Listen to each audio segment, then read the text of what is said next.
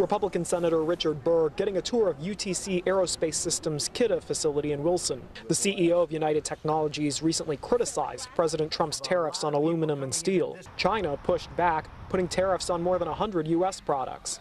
I asked Senator Burr about it. Is there any benefit to the U.S. getting in an escalating trade war with China? Listen, I think tariffs are a bad idea. But I think using tariffs to get people to the negotiating table to negotiate a fair, level playing field is a tactic that we ought to use. We also talked about calls for legislation to prevent mass shootings.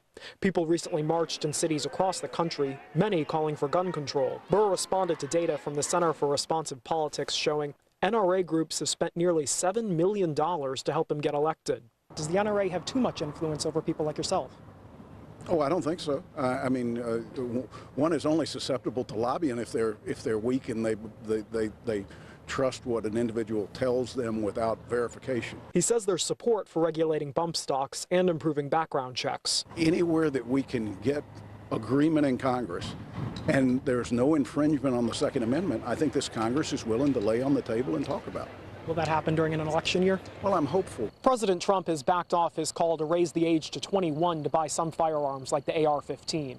Senator Burr says that's an issue states should handle. In Wilson, Michael Hyland, CBS 17 News.